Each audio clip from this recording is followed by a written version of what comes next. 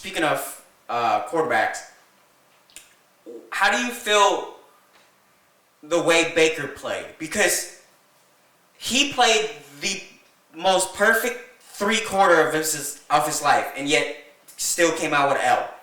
And you got a lot of people on the sportcast and comparing him to Mahomes. Of course, he's not better than Mahomes, and whoever thinks that, they're freaking crazy. Like, he's not better than Mahomes, but he played very well. And so, like, even being that was the outcome, like, they still lost. Like, what needs to change for Cleveland to take them to the next to the next step? Is it Baker, because he did throw a late game interception, right? Or is it the weapons around him, or the defense? Like, what is it to take Cleveland to the next phase and actually could beat the teams like the Chiefs? Because they're gonna have to face them sooner or later. It would have to be Baker.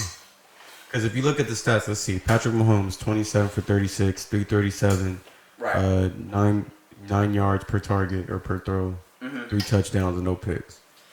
Baker Mayfield, 21 for 28, which is just as good. Just as good, yeah. 321, 11 yards per target, right? No touchdowns, 1 pick. It's 29-33. Baker Mayfield throws 1 touchdown, they possibly win this. But I think all he has to do is be a little more, make better decisions. That's easy to say. But I think that game was lost due to the punter. The punter was the reason why they lost that game. Because they were up by like a touchdown and like a few points. But the punter is the guy who dropped the ball. You can't blame that on the punter. Bro, he still had a chance to kick the ball. But he grabbed the ball and ran. Yeah, I don't know why he did that. That was but that's not what lost the game. Everything, I mean, that probably started it, but everything that happened after also lost the game as well. Whoa. Well, the thing is, before the punt happened, right? You can kind of start to see like the momentum was like shifting, It was right? starting to shift already. Right. And so I just feel like the punter issues, that was such a defeating moment that like it like amplified the KC momentum by like 1,000. So I think if that punt would have just happened like a routine punt, I think it would allow Cleveland defense to settle into the game a little bit more. But they weren't playing bad. I know, but to settle in as far as like to stop the momentum of KC offense, because now KC offense is coming out again right after they had already scored. All right, well, answer this for me. When do you really see a quarterback go 21 for 28, 321 yards, and throw no touchdowns?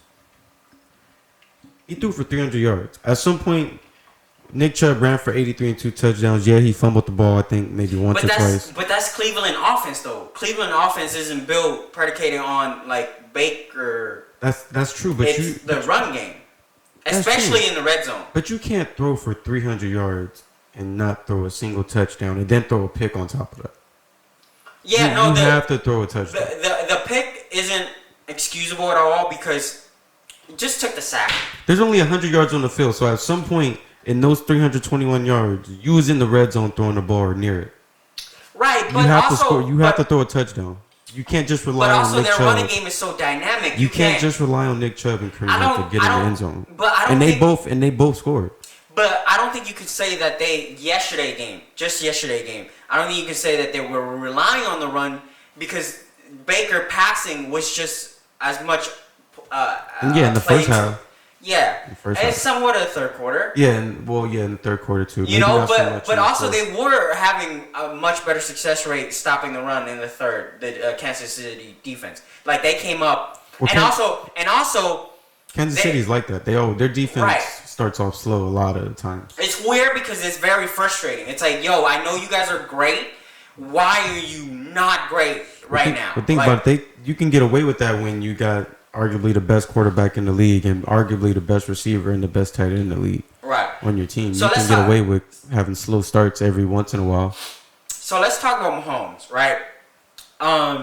There's no doubt that he's the best in the league, and he showed that yesterday again against a pretty solid defense. He came up clutch when he needed most. Mm-hmm. Him and Tyreek. and this is gonna